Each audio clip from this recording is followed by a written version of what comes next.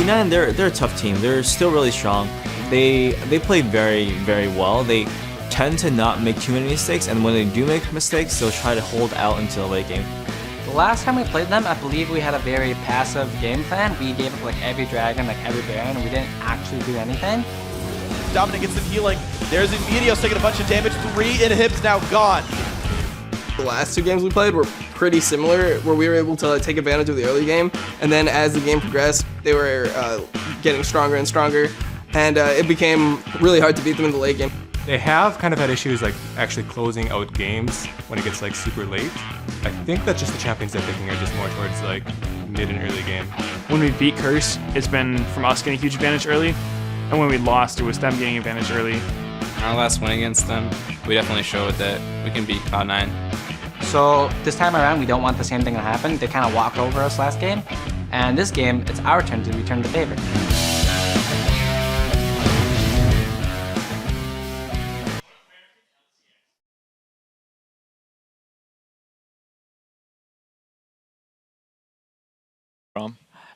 The first question I want to ask you is about the bold strategy that you guys came out with yesterday, which was that double ADC comp. So basically, where did that come from? Well, the players on our team have a lot of freedom to pick which champions they want, and so Voyboy was always a fan of kind of some more interesting picks mid, and he wanted to try out the Tristana. And double AD carry compositions have been around for a while. They were in Season 3. They crop up from time to time. And Voy just thought it was a strong pick, and we built the team comp around that. Let's everybody at home just make a note here. He's confirming that Voyboy was trolling in that Travis interview about it being an accident. It was 100% planned. Yep. He's been practicing that all week. I spoiled it. So they might use that again in the future. But really, what we want to talk about is the performance of the team in the LCS hasn't been matching up with really the expectations that the team has been coming into the LCS with. Because whenever you talk to the players, everyone's like, oh yeah, Curse is doing so well in scrims. Pretty much every single work. And they're like, oh yeah, they're really scary now. This is going to be the week. What is the discrepancy between scrims and actual LCS performance? And how do you tackle that as a coach? Yeah, it's a really tough issue. If there was like an easy fix, we probably would have done it already. I think it really comes down to how teams kind of play different in scrims. People play a lot looser. They're trying more things out. And we're a team that reacts very well to people. And so we can punish mistakes easier. And we get a lot of early game leads. And then because it's a scrim and there's more mistakes being made, the early game lead is more like 3 to 5K gold, whereas in the LCS it can be 1 or 2. And so you have a lot more freedom when you have a bigger lead early. So in scrims, we get the same kind of leads, but because people play looser, they're bigger. And so we have struggled a little bit with taking smaller leads and extending them. So we actually have the second most gold leads in the LCS at 10 minutes, and we have like the first most first blood. So we're very good at getting an advantage, but the difference is in scrims, it's a lot bigger. So it's easier to kind of extend it. Now, what exactly is your day-to-day role in creating the strategies that your team uses? And how collaborative of an effort is that? And how much of it is you saying like, no, this is the way it's going to be, let's do it? No, I'm no dictator. It's a very democratic system. People say, what picks they think are strong, and my job is to facilitate essentially. And so in the double AD carry composition that we came up with, I didn't say like, we should run this. It was Voy wanting to play the AD carry mid, and then me making sure we understand the power points, when you're strong, when you're weak. The fact that, with an AD carry mid, you usually have less burst, less utility than you would if you had a standard mage, and really just understanding what's strong and weak with the composition and making sure we use it fully. That's pretty interesting because coming up for playoffs, the whole format is going to change to a best of 5. Now, this is something that the players haven't been practicing on, so it's going to be a lot more on you to, bring something new to the table for those players. Do you think that they're going to perform better in this new, the best of 5 things, or what kind of special practice might you have for playoffs? I'm excited for a best of 5, honestly. I think our players in particular have very deep pools. They're always trying out things. We're probably one of the more experimental teams, and so in the best of 5, you can really try and mind game some people and have more games that you can really try something weird, whereas in the best of 3, you might have like one game, you try something weird, it doesn't work, and now you need to win 2 in a row to continue on. So it's a little bit more freedom. I think that favors us, and of course it's what I get to do more of. I get to come in after the games and say, we need to work on this. They did this early game. How can we counter that kind of stuff? Awesome. Well, that's a fabulous little taste into the life of an analyst. I want to thank you very much for joining us here on the desk. Now we're going to send it right over to Riv and Jat to get us into the game. Thank you very much, Dash, and we are on to our final LCS match. It's Team Curse versus Cloud9. Yeah, and Riv, like you just said, these are two teams that seem to be trying the most different stuff. In the spring split, Curse would try pretty much any team comp, and they've kept that spirit alive. The most recent example was yesterday with the double 80 carry and the Tristan in mid lane. But a thing that this could change is just keeping their opponents off balance, and it's working pretty well.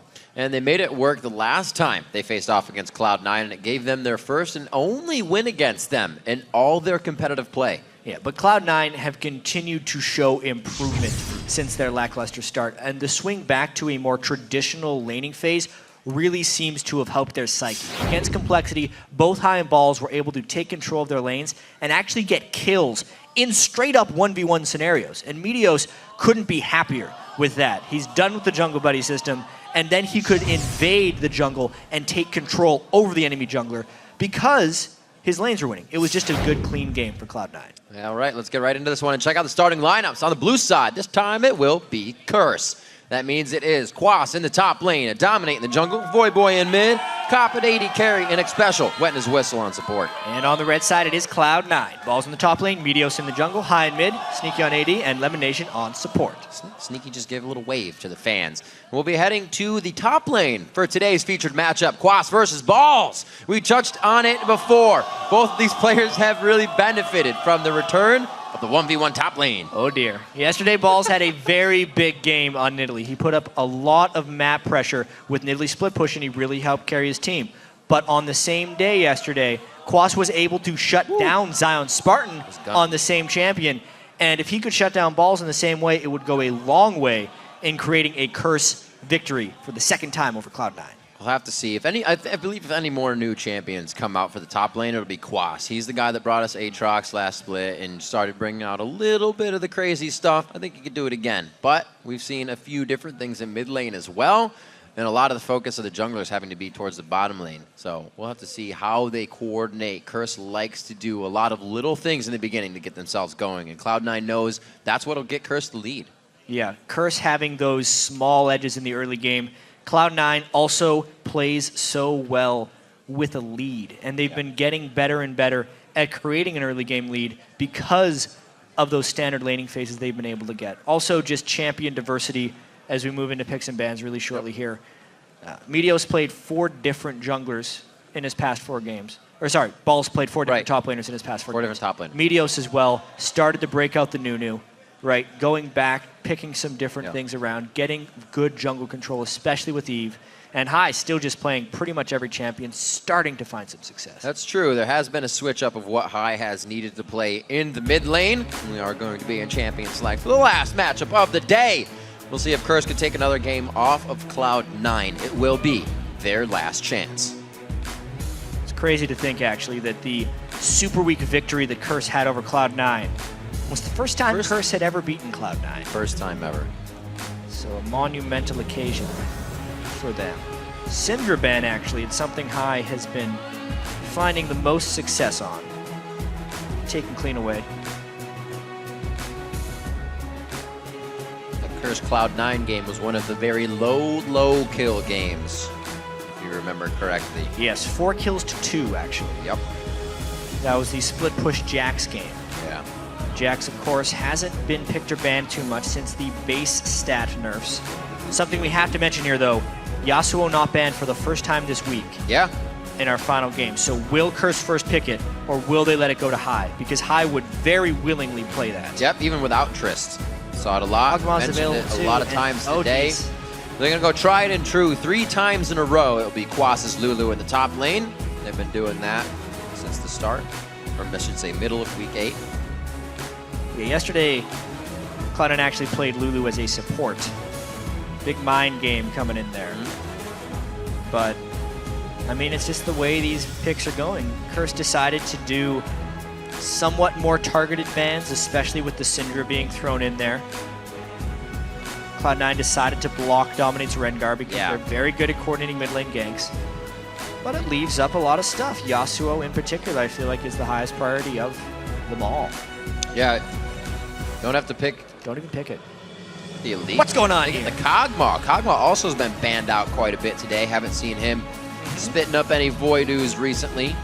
Probably not going to see the Lee Sin, so it's not banned or worried about by Meteos. Dominate usually does not take that jungler, so they kind of skip by easy peasy on that. It's actually kind of strange. Dominate hasn't played Lee Sin in competitive. No. But everyone I talk to says, yeah, Dominate's Lee Sin is really good. He crushes with it in scrims. And you're like, well, then why doesn't he? Well, we'll see if he does it today. And then the one time he plays it, he has the St. Vicious result, where everybody counts how many Qs he misses, and it becomes a video in itself. It's a dangerous game to be played there, chat. Dangerous game of League of Legends.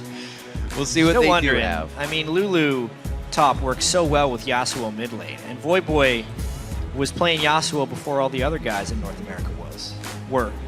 Yeah. Words, grammar. Good catch. No police for you this time. Slow lock in. And it will be the Eve. It will be a little bit potential side swiping of these team fights coming in from Dominate.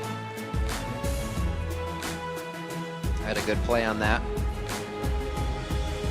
In the recent days, LMQ was their recent win when he played Evelyn, so definitely tried and tested. What does High and the crew answer with? They still don't see a mid lane. They also have the chance for Nidalee to still be picked up in this game. Very true. However, Quas was Lulu against Nidalee and handled Zion's Nidalee quite well. The ranged attacks and wave clear turret would be very good wards against a 2v1. Which is one of the big reasons Zion did well on Nidalee today. He got to play against Aurelia. Yeah. Basically 2v1 top until he was going. Whoa. Definitely been resorting back to that Mundo quite a bit recently.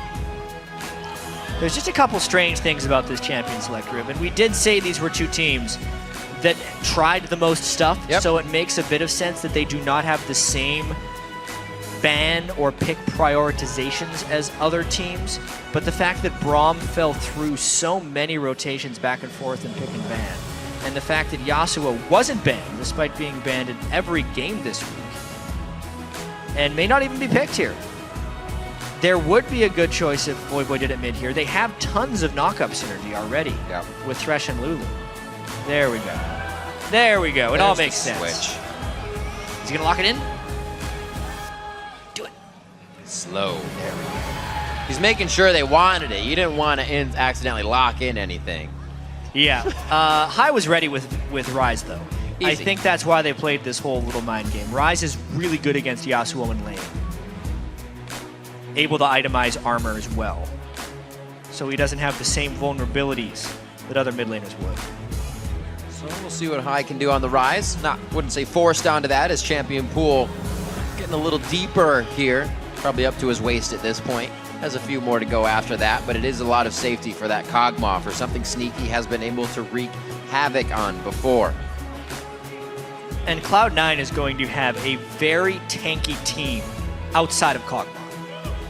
Mundo Ryze and Braum, just a huge amount of meat in that mid lane that will be difficult to slice through. Especially Yasuo and Lulu. Yasuo, an assassin wanting to get the squishy targets. There's pretty much only one that he would really want to lock down. It's going to be a tough game. It's a little tricky. Voyboy likes to make moves, so he's probably going to try to get out of that mid lane as soon as possible. Let's see how you've been voting while the teams are loading into the game. According to LOLesports.com, 71% of you have so far said that Cloud9 is going to take the victory. You can keep those votes coming if you change your mind, or if you just agree a whole bunch. Tweet hashtag CRS win or hashtag C9 win. Definitely these games towards the end of the split mean so much more for teams like Curse, teams towards the bottom. And I can even say teams like Curse, they're actually in the middle of the pack now. They've been doing a lot of work for themselves, and that Catalyst started coming off a super week. They just need to grab a few more wins to still be a threat to these top tier teams. This will be a big one for Curse, especially considering Complexity lost. Yeah. Curse has a chance to really distance themselves once again. They had that golden opportunity last week where they played both EG and Complexity, lost both games.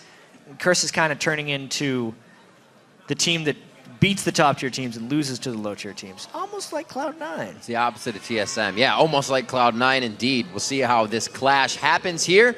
Last game of the day before Challenger starts for your LCS. We're going to be on the Rift, locked and loaded. Curse versus Cloud9. Curse really looking to pick up a win here. High, already starting with the aggressive Crystal. to get into lane and start to do some damage. Let's see how this plays out. Doran's ring to shield in the top lane. A little bit of Tarragon's love for both supports in the bottom. I say relic point. Yeah, it will soon be a Targon. Indeed. Righto, sir. Mid lane foray. Cop always going to the mid lane. It's just what Curse likes to do. But there's no fun skill shots for him to dodge this time. Skill shot battle happens in the top lane this time. Ball's throwing stuff at Quas. Oh, Mehmet! Oh, got him. Shield's down. He'll just go run around in circle and get it back. Yep. It begins. There's going to be a lot of it today, too. If he's on Mundo, he's not dying instantly in these fights.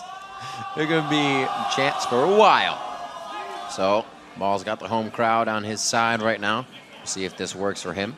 Quas is going to try to shut down those voices throughout the game. Balls actually didn't need any help for his Nidalee play. We'll see how much Meteos focuses that top lane this time against the Lulu pickup.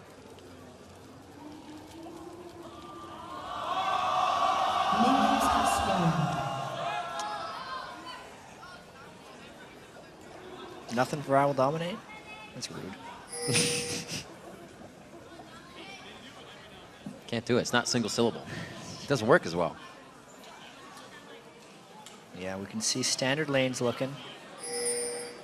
Dominate will not have the easiest jungle start. This is going to hurt a little bit, the fact that he will reveal himself as soon as he starts this. People are trying. Oh, no. Over it. Got the override. Righto. Here we go. Let's lock it down. The first attacks come out in the mid lane. They go tit for tat. And the trade pretty even to start off the game. See how much love they actually give each other. Cop eating a Winter's Bite to the face. No play here by Sneaky to get some Bio-Arcane shots on. Very interesting early game that Cop and Xpecial have been playing. They try to get a very early aggression, as most people would, but then they just can't seem to hold it. Cloud9 will find a way to either force something with Meteos that gives Cop to blow his flash, and that's all that Cloud9 needs to take back control. I thought that was a really cool interview with Curse's analyst before this game. But the hook actually creating some damage. Very nice. How he said in scrims, teams play a lot more loose. Yeah. Curse is actually really good at capitalizing on mistakes. So instead of having a 5,000 gold lead, they have a 1,000 gold lead. Yeah. And honestly, if your team's play style is built around capitalizing on any mistakes, it means you're not actually very good at manufacturing your own victories or your own plays. Yeah.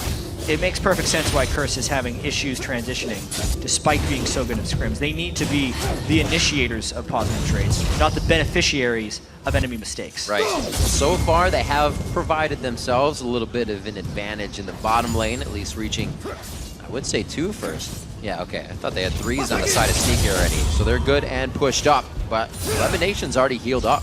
The Relic keeping them safe, so we'll wait for that pushback that we're looking for. Good pressure by High has already brought Voyboy down, caused him to chug a few of those potions. But he can't get any farther than this. Yasuo at the turret. You're just going to be throwing stuff into a wall. Still a nice early laning phase by High. Meteos kind of waiting in the wings, hoping to catch a counter gank. Because High is really daring to be ganked right now, throwing spells basically at turret range. He is going to have to back already. And High kind of not drastically changing his gameplay, but definitely staying aggressive. There's the counter. Oh, wow. Could come back in for the kill. Double buff refresh going over to Meteos. No, it is stopped. The teleport comes in and is not stopped from Quas. Gets a knockout. No way. Double buffs going to Voyboy. He gets the double kill. Not as calculated as he would have liked. Double buffs go away, but that's huge. He gives a kill back to get one, plus the huge wave is lost by High at the turret right here. The fact that Quas was actually able to make that teleport a positive exchange was fantastic. It was a counter gank, and then a counter gank, basically what happened here. Meteos waiting in the wings, not level 4. Made him a little squishier right here, and he immediately turns when the teleport happens, but look how far away Quas is here. Runs, dashes in, gets the double glitter lance. Yeah, double lance was huge there. If not for the rune prison by High there, it would have been a 2 for 0. And another early game lead by Curse. There it is, Jap. Can they carry it? Keeping an eye on just that 600 gold lead. They said it's not big. Small increments. There's the first one. How will the dominoes fall now? for Cloud9. Trying to reactivate something in mid where they have pink ward control. See if Meteos now can get into the hair of Dominate and thwart some of his ganks. It's going to be tricky after Meteos loses his double buffs. Yep, that was not easy. And we actually mentioned yesterday how Curse had first blood in 16 of their 21 games. They didn't actually get first blood in this game, technically speaking, so that won't increase, but they still get the better end of the first best exchange. Of a bad situation that was starting for sure. Pi, even missing that CS, still 28-15 in the mid lane, and he's happy to sit and charge up the tier, so he comes off that all right with the kill. He's looking for the late game. Point blank hook coming from Xpecial, takes Lemon Nation for a quick walk there. No Voidoo's in range for Sneaky, so they just use this to get a little bit of zone. That bottom lane, very even for now. Yeah, it could definitely tell us a lot of the story later. Oh, can he get the knockout? That flash is down. There's not a lot of crowd control to be had. Oh my gosh, the Perseverance in mid lane with 0 crowd control. They still come up with a kill. It's one thing for High to play aggressive and deny CS, but it's another to not have the backup of your jungler. Yeah. Voyboy going aggressive at the right time and really making that Yasuo work. 3-1 already in the lane and evening out the CS from early. Oh no! Now taking Sneaky for a walk. Yeah, you brought in a whole bunch of trouble. Yeah, you asked for it and they gave it. Very good block coming in from Lemon Nation. And Cloud9 kind of grabs the upper hand that Cop and Xpecial had just a bit ago. That's the crazy thing about Kog'Maw right now, is if he gets in a melee range of you and lands all of his spells, especially the early game Armored Magic Resist Shred, you just can't trade with the guy, especially Braum when he can come in afterwards and block that stuff. So a level 5 bottom lane versus level 4 bottom lane, getting hooked in, even though it seemed like a good idea, it was a really bad one. Walls keeping himself safe in the top lane. Dominate has not paid him a visit, and he's 6, so now a bit safer under the turret. Whoa, maybe not, maybe not. That was close. That was close. It's all covered in glitter right now. This is looking like a game that Cloud9 will need to take to late game.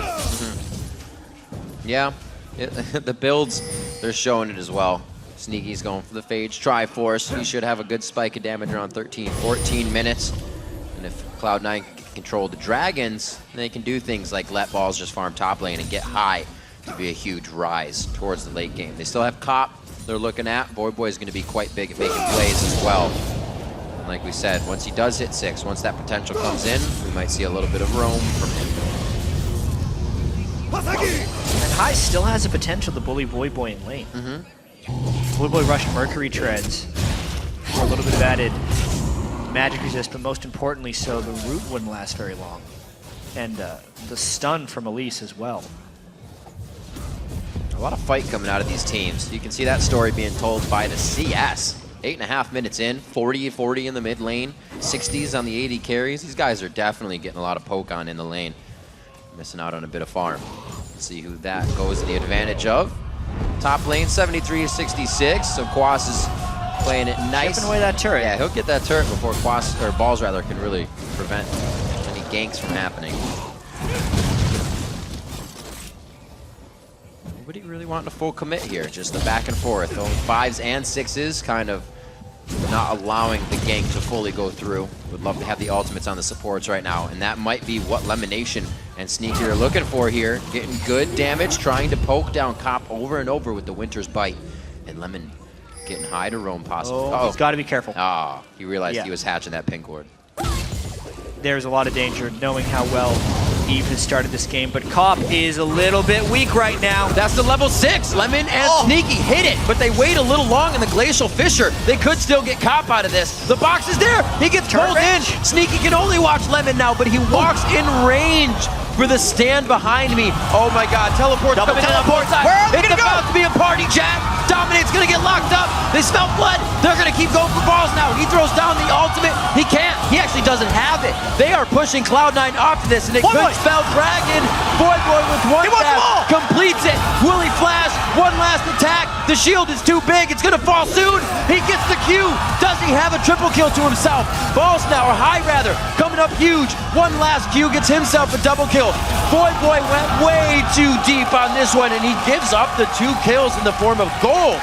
over to Meteos.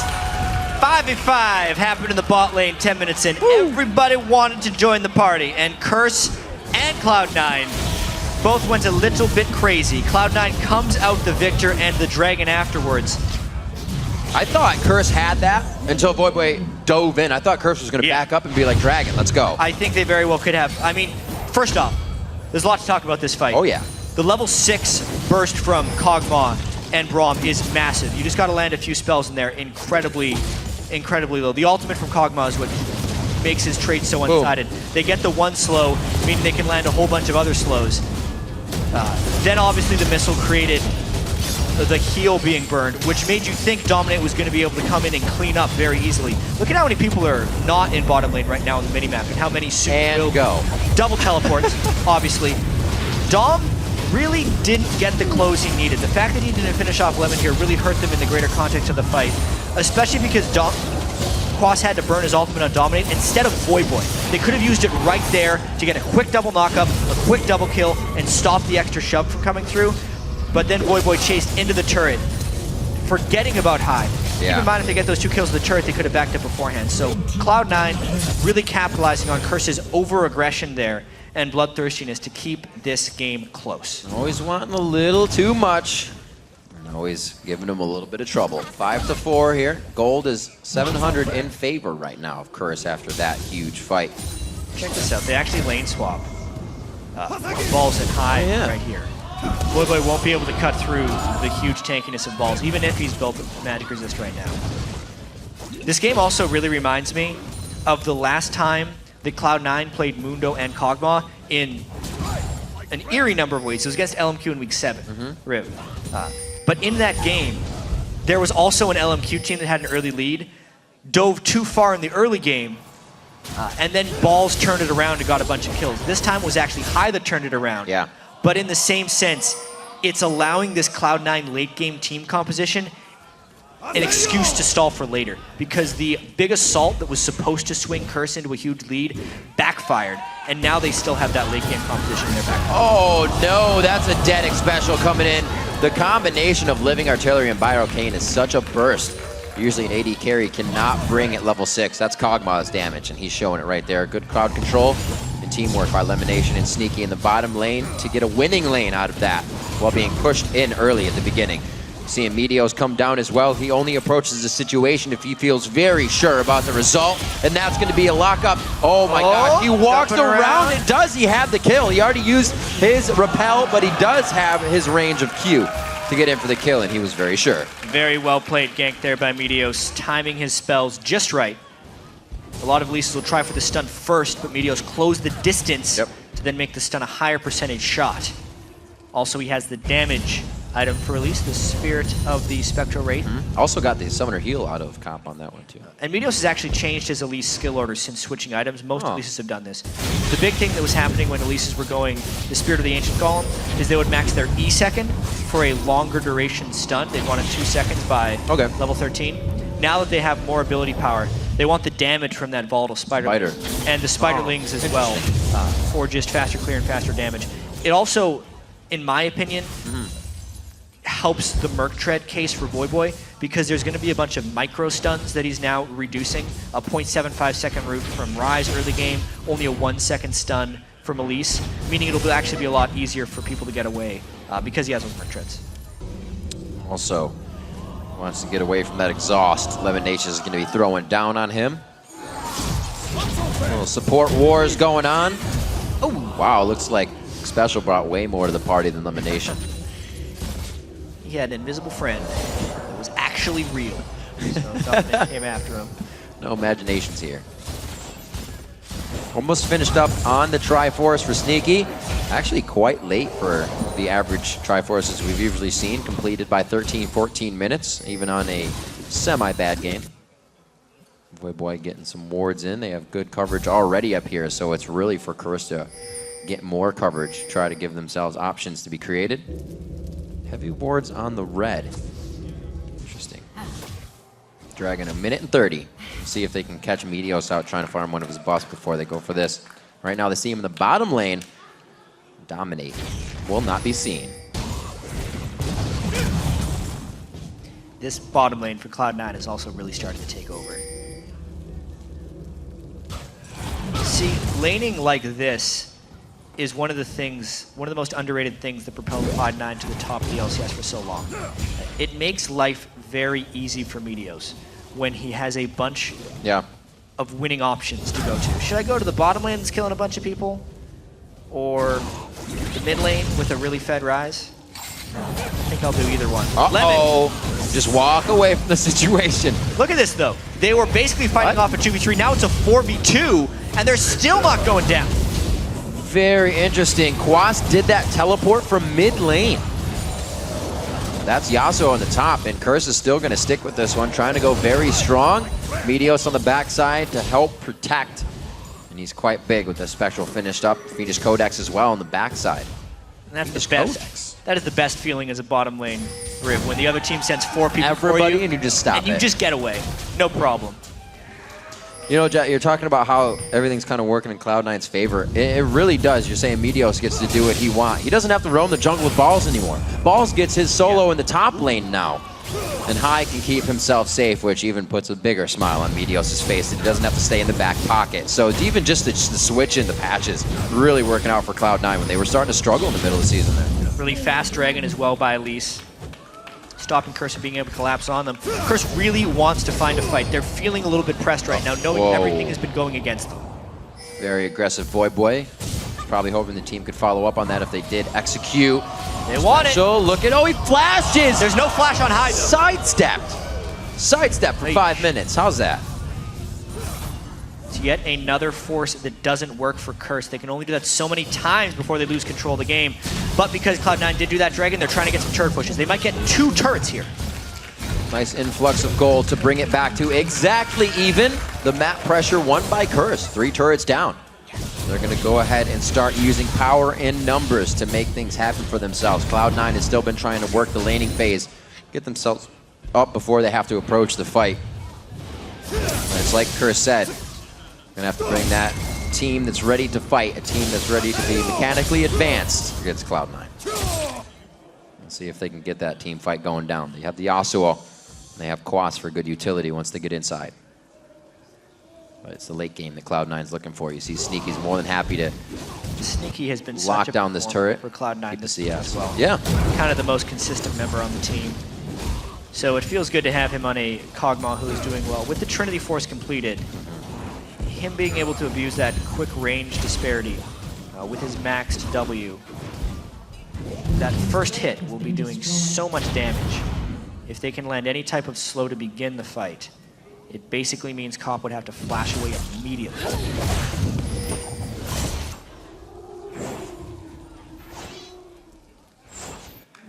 Keeping things safe. Curse is getting themselves, they've had these forward wards in the top side, but they haven't really been able to use any of them just yet. Now knowing the red is up, see if they can formulate a plan even deeper now. Curse is spending a lot of time getting these in position. Hopefully they work. They really are.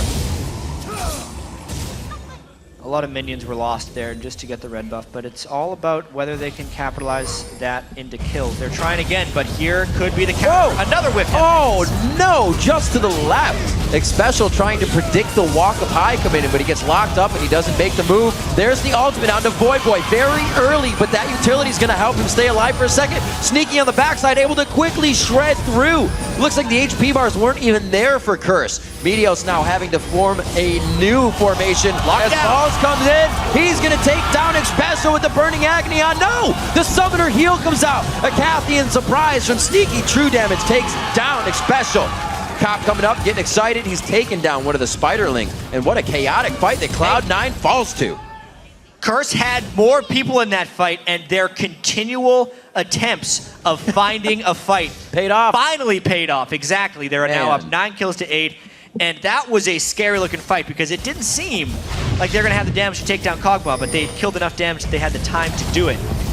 Especially when you miss a scary initiation. But quite honestly, they just had more people there before Cloud9 did. It was a 4v2 for a while, and Meteos was around the outskirts of the fight, finishing off High before he could really chunk people down too much. And then watch Xpecial, actually. It's a very critical thing in this fight. landing enough lockdown onto Sneaky that Sneaky could not do very much damage. Plays into 2 hooks in a row, and he kept him down. Voyboy, though, that's not good. Oh! Curse gets something, and they want too much. Let's check out this missile, though. No. Good catch. Isotoners. 9-9 score after these fights. Voyboy, oh, headstrong on that one. We got ourselves a game, though, that's for sure. Oh, yeah. Curse not giving up. They tasted what it was like to beat Cloud9 the first time in their competitive play, and they want another one before it's over in this split. Yeah, 20 minutes in, gold leads non-existent. Again, right back to even. However, Kog'Maw plus Mundo plus Rise are rather scary. Not to take away from Jinx, Yasuo, Lulu. They can pull off some very awesome things themselves if you're looking at the 3 main carries of a team, top lane, mid lane, and AD carry. But it's not to the same level at which Cloud9 is. So assuming perfect play, if this game makes 40 minutes, Cloud9 will win.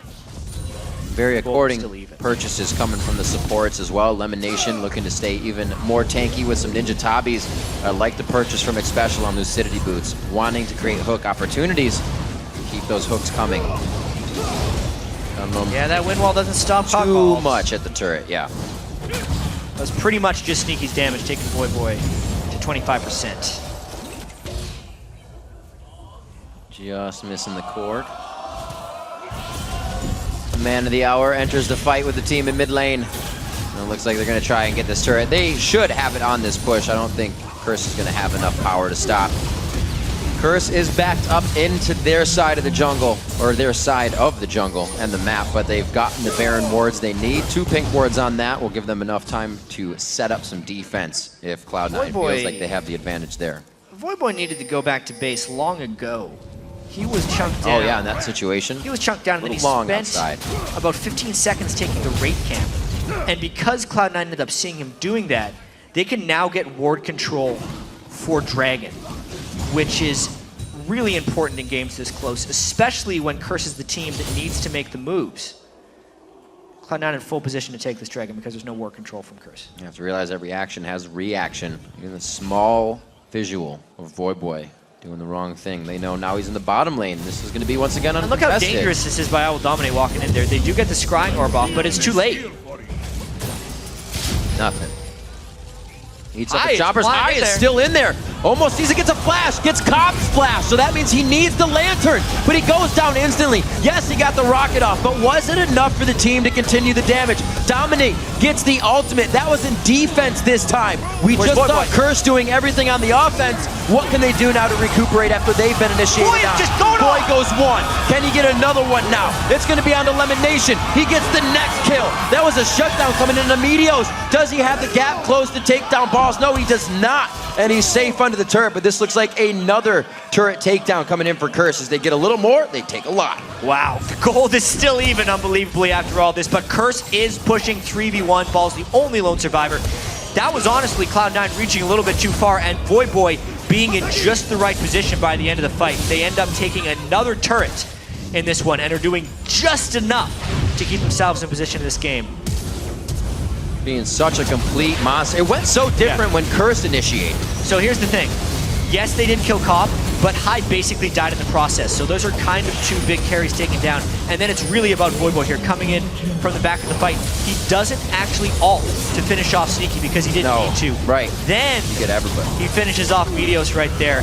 And because of the massive shields of Lulu, he is untouchable and Balls has to run away. Because the Rise and the Kog'Maw fell so early on in that fight, Curse was again able to take on the world. Sneaky's got to be able to keep himself safe. Frozen Heart Rush, or Rush, second item from High as he's building himself up accordingly. Blade of the Ruin King builds from Voyboy instead of going for that Infinity Edge damage. And keeping himself alive in these fights. Double shield to help as well. And all the summoner heals being shut down by this Pirello might be in Namicon. position. Balls has no teleport.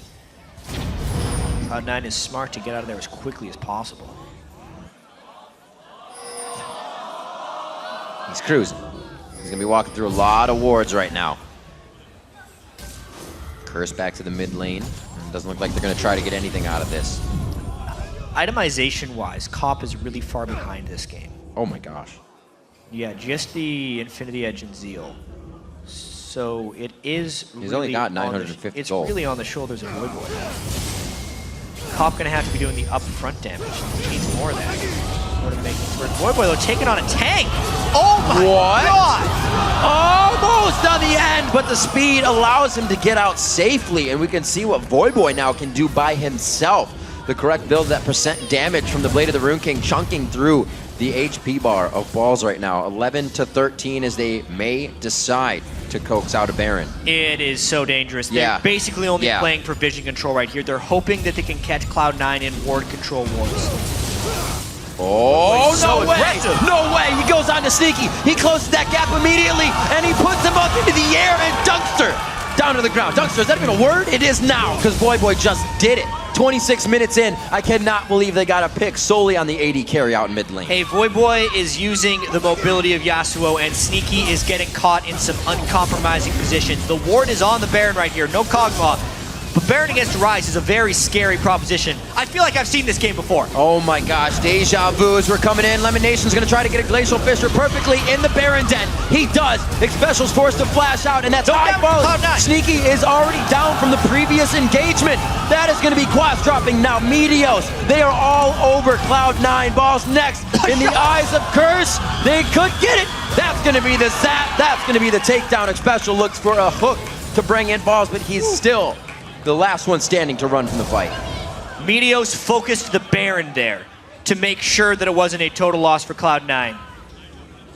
It's always a choice when you go in for these Baron fights, whether you try and take the fight or whether you try and take the Baron. Very clearly, Curse wanted the fight, and Cloud9 wanted to steal the Baron. That's why they ended up dying in this fight, because it was a 4v5, but look at the damage High put down right at the start of this. Meteos doesn't even think about players. Says, hey guys, I'm gonna take the Baron. If he didn't do that, I think Cloud9 still loses the fight. Curse has Baron as well as 4 people alive, but because the Baron steal happened, this game remains incredibly close. Absolutely amazing. Meteos holding on to the smite, and Dominate actually helped him get that one. 17 to 12. Still, really not even a gold lead within this game. The small increments that Curse gets, they don't come in big chunks. It's just 1,000 right now that they're sitting on, and 4 to 2. That Baron going over to Cloud9, very, very helpful. Really only sitting on one member. And we actually still haven't seen a clean fight from Cloud9. No. Most of these fights from Curse, like crazy flash engages. Curse has been in better positions. Sneaky, obviously the composition doesn't do well to defend the Kog'Maw, and it is a team of fairly tanky people, or at least hard people to kill if you factor in Elise. Okay. So there's a huge target on Sneaky's back. But with that being said, if Cloud9 has a clean fight and Braum can protect the Kog'Maw properly, it still stands to reason that Cloud9 should be able to win that fight fairly handily. It is but for the great play of Curse that they are staying in this game with all their kills. Dragon up in 15 seconds. Grouping up is exactly what Voyboy wants out of Cloud9. It's just very hard to get to that back line once it happens. So much Dominate coverage. Wants the right kind of catch. Yeah.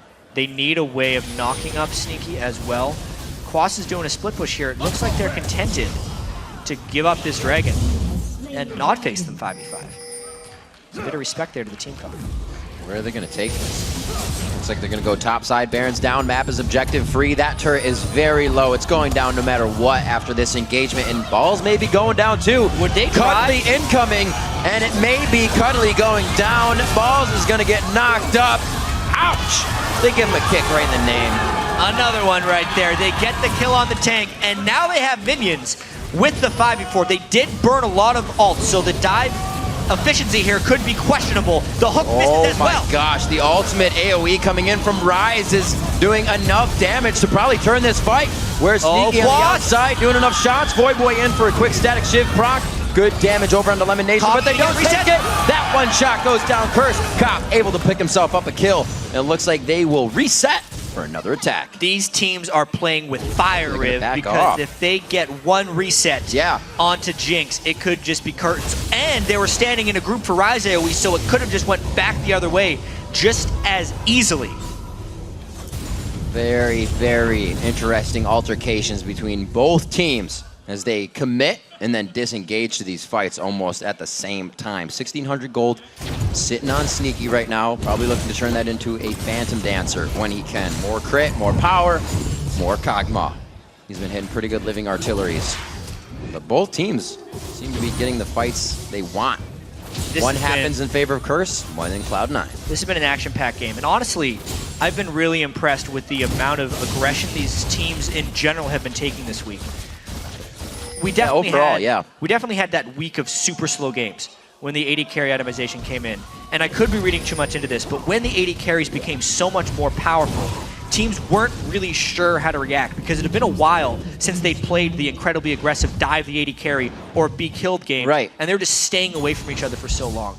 But now that they've been sitting on those strong AD carries for a little while, teams are becoming much more confident and they're much more willing to just go in and get something done. And it's a trend that I hope continues because these games are fantastic to watch. Definitely creating more high priority targets for teams to be focused on. And when it's the AD carry, when it's the one dealing out the DPS, becomes a big factor. Cloud9 trying to get around that with Ryze's DPS acting the same way, coming out of the mid lane. And we see Voyboy trying to execute the same. Jinx and Kog'Maw, the choices of our final game here in week 9. Both have been seen quite a bit with the resurgence of the late game AD carries. Kog'Maw finding himself more on the ban list than not, with Sneaky getting him this game 5-4-1. Feeling very comfortable out of the laning phase. And I do have to point out, we've been talking so much about Voyboy in this game. Dominate and Quas have been absolutely everywhere.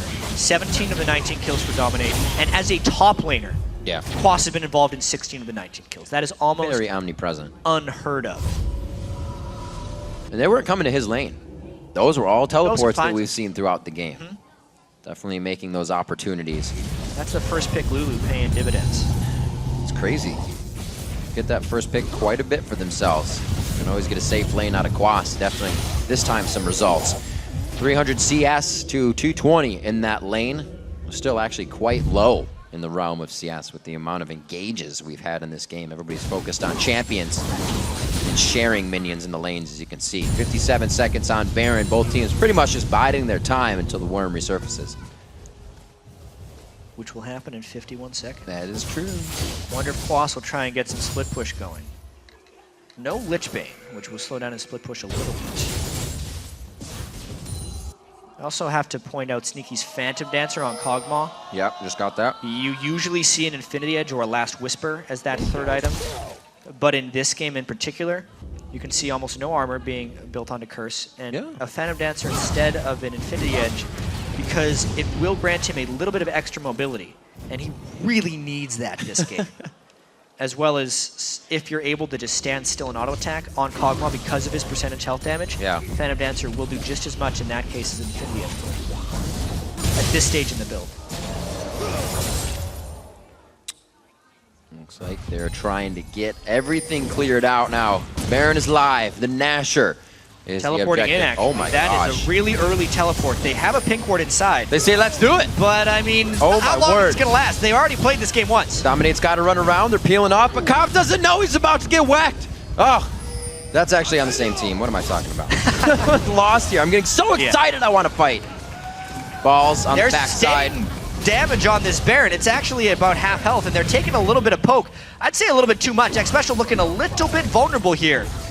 Very close. He always leaves himself out. He will go down for the team as long as he can throw that box out. Oh, man. But you don't want to be taking that much. Volatile Spider even cutting off a good chunk from both. Now they're vulnerable to the Cloud9 Baron. And we know how strong Cloud9 is in proper 5v5s. This is the fight! Locked in, the Agony's Embrace to come down from Dominate. Cloud9 has to funnel in here. Can they get to Cop? Cop has a free chance to shoot everybody. What an amazing rocket! A 4-member attack, and Cop still on the outside, getting good damage down. Balls is about to be the next one to go down. The flashes are getting out. Great shields, great attacks. Cop does get a reset there. Sneaky is very healthy. One shot can kill a few. Cop, oh my god, one shot can kill a few. That's what he needed, and here it comes. Sneaky's gonna turn it around, and he does. A quadra kill from Sneaky. What an insane fight. Everyone funneled into the corridor and got hit by pretty much everything. Talk about going mission impossible and keeping quiet for the better of this situation. Sneaky was hidden for 3 to 4 seconds there, but came out on top because he knew what he was doing. I mean, the Phantom Dancer as well, giving him that little bit of extra mobility, but I do feel like this fight was actually heavily about Cop and his inability to manage his get excited resets. But just watch this. Yeah, I thought he had it. Boy lands a great thing on a Sneaky to keep him kind of low. But just watch here. Where is Cop and how much stuttering is he doing versus damage? Yeah. Really good right here. But at this point, he has his flash. He could flash and kill high and then jump for Sneaky. But here, he's doing a lot of dancing back and forth while no one's doing damage. He then decides to flash, doesn't get the kill, ends up killing himself, and did not wait out the timer. Sneaky, though, waiting in the brush. That did have no vision, by the way. Right. Which was the biggest ruse of them all. Sneaky hit out at the very end. And Mouse being played by Sneaky. Patience is a virtue, Jack. It really is. Quadra kill is huge. They're just right back at it. Why not? They almost won that last fight. They know that Cloud9 is amazing late game. Go for Baron. And it's good because nobody's going to come around behind Cop this time. What a fight. 17 to 23. We're going at it again. Right back to the fight. Bring the batting order back around because it looks time. Curse is going to be going around the bases on this one. Sneaky tries for the same brush, but he's not getting the same result. Cloud9 is running for the hills on this one, and Curse gets what they want. The Baron and the fight win. They just brute forced their way through the Cloud9 team there. They said they did not care. The Glitter Lances from Quas were spectacular, and because everyone was so clumped, the AoE from Jinx was just spectacular in that time. They now have Baron, 3 people down on Cloud9. They might be looking at the game. 37 minutes on the clock. Curse is going to knock down the first inhibitor, and they're going to make Cloud9 rather look very scared for the rest of this matchup. Cloud9 now going to try to get as much pushing in their lanes as they can. One to focus on the bottom lane. Let's keep the action going. They do not seem hesitant to go and do things. Owl Dominate's ultimate will be up pretty fast. Voidboy flying in, there's Squat! That was a millimeter of a turret to save, and everybody actually left the base for it. Cloud9 making some very risky decisions there to just see that Curse was going to take down their turret. Curse now running muck on Cloud9 side of the base. They've got a 4,000 gold lead. Those incremental advantages now surmounting for Curse. I think one of the biggest stories of this game as well, Riv, is the amount of assists that Curse has. And it really tells a story of team fighting versus not team fighting well. I mean, the total kills in the game is not, there's not too big of a discrepancy, 26 to 17. But there's no one on Cloud9 with double-digit assists. Every single person on Curse is sitting in double-digit assists right now. The kill participation... Almost 20 across the board. The kill participation is huge. I give props to every Curse fantasy owner who started the Curse player this week. Oh dear. They're getting rewarded greatly right now. But as well, just to the Curse team for grouping up and being just a more mobile, more coordinated team than Cloud9. We keep mentioning how, or I kept mentioning how the Cloud9 team fight, like in theory, works very well, especially if they can get into the late game. Yeah. But if they're never actually fighting as 5, or if they get caught out and then fight as 5, or if they pile in a really close corridor as 5 and it doesn't really matter, all these things are just creating a bigger and bigger Curse lead. We'll see what they have to pressure that next. You have to consider both of what they did just get out of Cloud9 were forced towards Baron fights, and they were able to capitalize on those.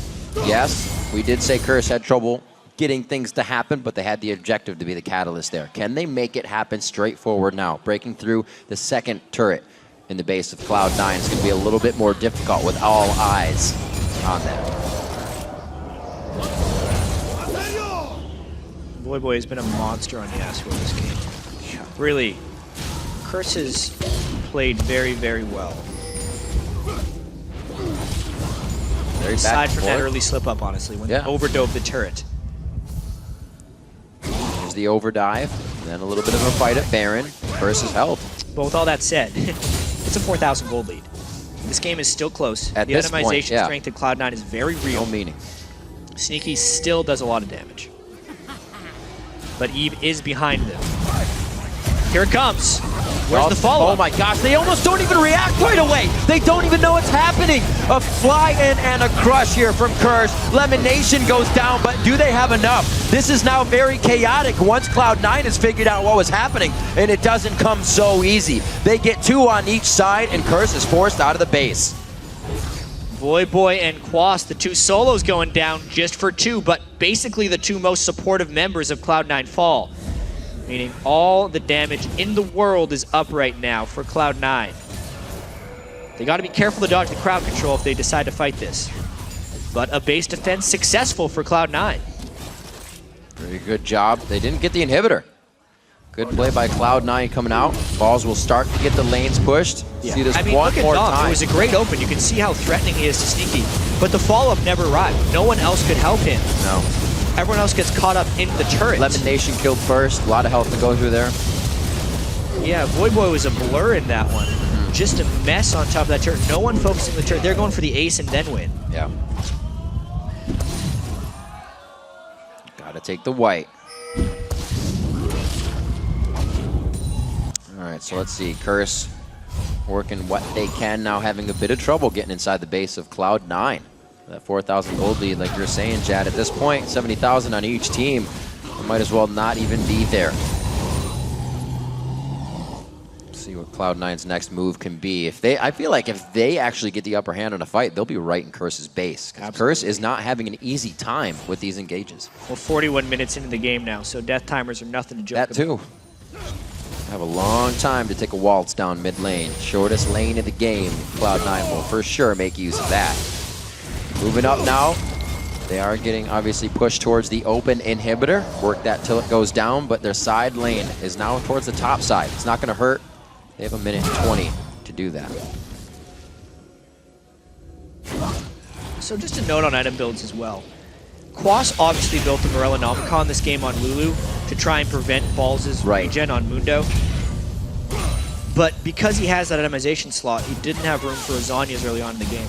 It also blocks him from building a Lich Bait, which is a core item on so many late game Lulu items in the past. So that's actually going to hurt Curse a fair bit. Yeah. They could use that structure damage right now. They could use the structure damage in sieging, absolutely.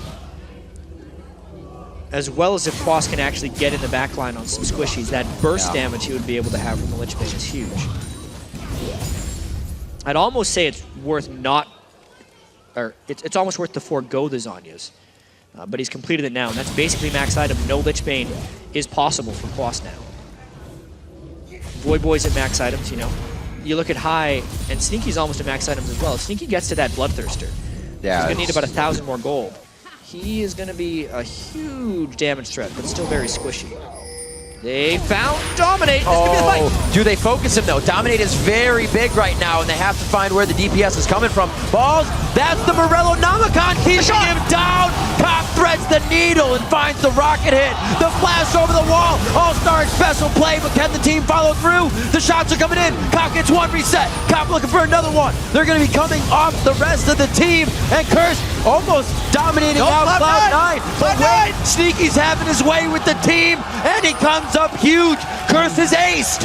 That's the damage and the late game potential that Cloud9 has been waiting for this entire time. Sneaky somehow doesn't die despite the spectacular flash hook from X Special. And now it's all about how much Sneaky and Meteos can get done to Curse's base. I feel like they can get a lot done. Skittering Frenzy along with Kog'Maw stacked up on pretty much the max attack speed he's going to get with the passive from his Caustic Spittle being leveled up. They have some serious damage here. The lowest timer is 15 seconds, and a Thresh is not going to shut this down. They may stay for some Nexus turret. How long are they going to stay? It's 20 seconds on relevant Sneaky's taking shots. Only so big. They might try. Chad, this is going to be game. X Special's the only one alive. He can't defend. Unless he can get a double death sentence, double flay. The game is over. The teleport's coming in. What a matchup to end week 9. 44.5 minutes in. Cloud9 takes down Curse. There were 55 kills in that 45-minute game. And I loved every one of them. An absolute bloodbath. Wow. I'm covered. Yeah, I mean, that's basically what happened right there. Cloud9 couldn't find the right team fights in the entire game. They finally find the right one at the end, where their tanks are actually focused, Lemon and Balls going down first, and their damage dealers are alive at the end of it. That's what it took. 11-5-7 on Sneaky's Kog'Maw. He was just a pinata for most of the game, but eventually he got enough damage to close this one out. And miraculously, Cloud9 comes from behind and wins. I think that might be the first Kog'Maw game I've seen a Kog'Maw stay safe without one shield that he could get. He had a Braum stand behind him, but without one shield, he continuously stayed on the back line. Complete positioning gave Cloud9 the advance in that game. Well, at least by the end of it, Lemonation built up 2 itemization shields, which let me tell you were rather important. Yeah, have to synergize those in towards the end. Jeez, what a way to finish the week. I mean, Cloud9 is probably pretty happy to come away with the win after just getting killed the whole game. I'm willing to say that's the most a North American LCS team has died this split and won. 31 deaths in victory. That probably is Cloud9. a true story. Beautiful game coming from both teams. The gold is still 80.5 and 80.3 at the end of the game. We only had a 4,000 gold lead at the time, and I think that was one of our main stories, is that the gold will never be that far apart in this game. Teams are going to try to grab something if you get it from them quicker. What a game. Absolutely. We're not going to stop. We're not going to wait. We want more info. Right now, we're going to send it down to Dash, who's standing by on the red side. Thanks, Riv. I'm here with Sneaky after a pretty intense battle there against Curse Gaming. Now, that win brings you guys to 13-9, which ties you with CLG up in second place. So first off, how does that feel going into the last 6 games of the season? It actually feels really great knowing that we're higher in the ranks now. We've been 5th place the entire season, about around then, and now we're actually moving up. And I think we are improving our play, and it is showing. I asked Balls a little bit about it yesterday, and I just want to follow up with you in that having been a first-place team in the past couple splits and having that kind of mentality of, you know, we're doing super well, what have you learned so far this split from the losses that you've picked up that you think is propelling you now later in the season into, you know, kind of that top tier? I think what I've learned a lot of is just how we practice is what translates into LCS. If we're having really good practice weeks, we'll do really well in LCS. But I think through the first couple weeks, we were doing pretty bad in our practice, just how we were going about it and just how we were playing in general. It wasn't that great, so we actually lost a lot of games, but now we're improving a lot because we've improved our practice. All right, so now to jump into the game. This was an extraordinarily explosive game. I mean, there was 40 kills at 35 minutes. You know, that's a ton of kills. So how do you deal with a game when it just seems like it's fight after fight after fight and you don't have a moment to breathe and like reset? I knew I was really strong personally, so I knew I could do loads of damage as long as Yasuo wasn't stopping me. So I didn't really tell it to my team, but they knew how strong I was. So we kind of just played around me in the fights, at least I think. I was playing in the back, just waiting till my W was up to go in at all. And I think it kind of turned out pretty well for us, even though we had really close fights. Yeah, following up on that, the fact that you were so strong, but also so squishy compared to the other members of your team. I mean, you had a huge Mundo, a huge Rise, a Braum, so you knew the target was on your back. It's with a Yasuo and an Evelynn, one, how stressful is that? And then two, what are the steps to dealing with that when in a really hectic team fight? It's not actually that stressful as long as I know I have my flash up. If I don't have flash, I'm literally going to die. It actually happened right after they got Baron. I didn't have flash up and I died for it. But every other fight that I had flash, I was almost impossible to kill just because of Bork and Trinity Force making me so impossible to kill through sustain and just move speed, I guess. All right, well, another question would be that at the end of the game there, you guys got that ace and you were pushing down the middle. Who made the call to go ahead and try and finish it, knowing that the timers and the death timers were going to be pretty close to coming back up? I think it was mainly high, but we were like, well, couldn't we do Baron? But it's not like we're really going to get anything off Baron because it'll only be me and Meteos getting the buff. So we just went for the push, and it worked out. All right, my final question for the day would be looking ahead at playoffs, who do you feel is going to be your toughest competition when it comes to those semis and finals? I know CLG and LMQ are both above us, and I do think they'll be the hardest matches. So that's it. All right, well, best of luck in those matches. Thank you so much. It looks like you guys are moving pretty strong into the postseason. Anyway, we're going to throw it back up to Riv and Jack to close out the day.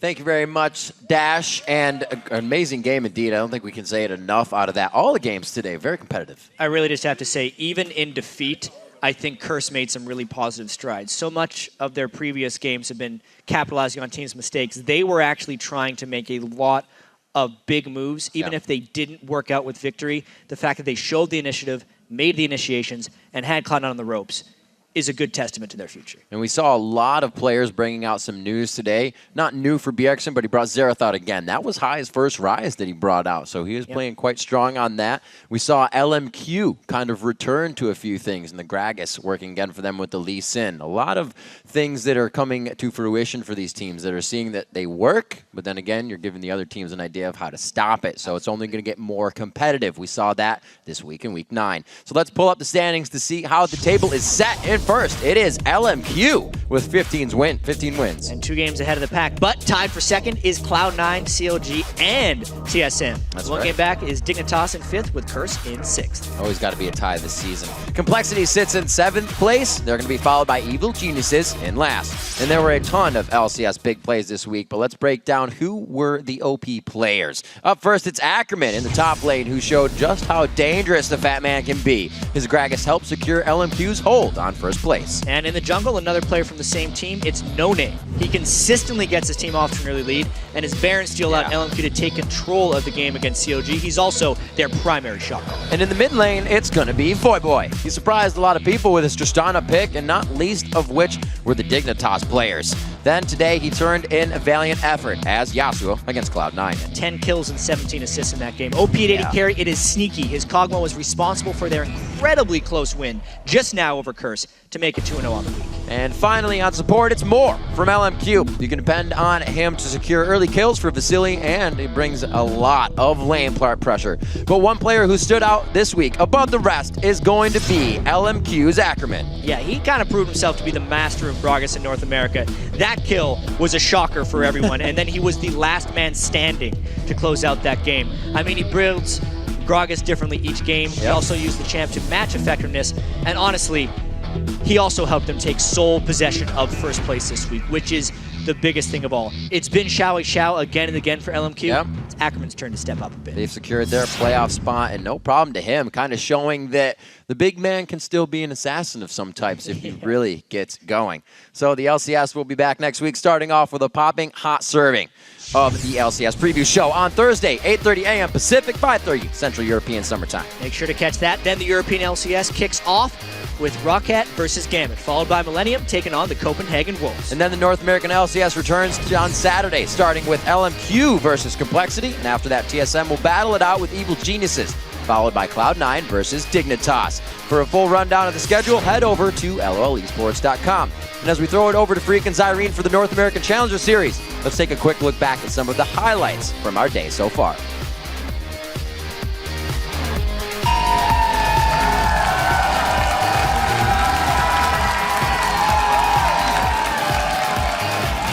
Don't you think the minions would have learned by now to stop running through the lane? Because they're just going to die? Now giving Dig time to recuperate and assess the fight. Sion Spartan, he makes the leap and he makes the strike.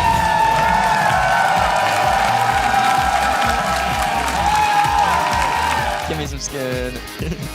Give me some skin? What the That's what you say when you want to fist bump someone. Give me some skin. No, dude, that's messed Give up. me some skin. That's messed It's up. not messed Give me up. some That is definitely messed up. Okay, amazing ward jumps, but is he going to be able to finalize? The Sonic Wave does not hit, but he's in position.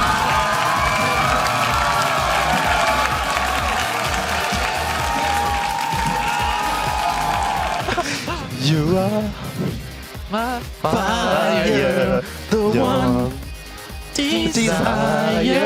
Believe when I say that I want it that way. Teleport, he's going to come in. Is it going to go down in favor of Team Solo Mid? Oh my god, it's stolen by No Name. They get the Baron. They shut down Double Lift. LMQ completely wipes out Counter Logic Gaming.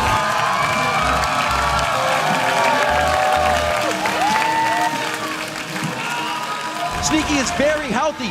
One shot can kill a few. Oh my god. One shot can kill a few. That's what he needed. and here it comes. Sneaky's gonna turn it around, and he does.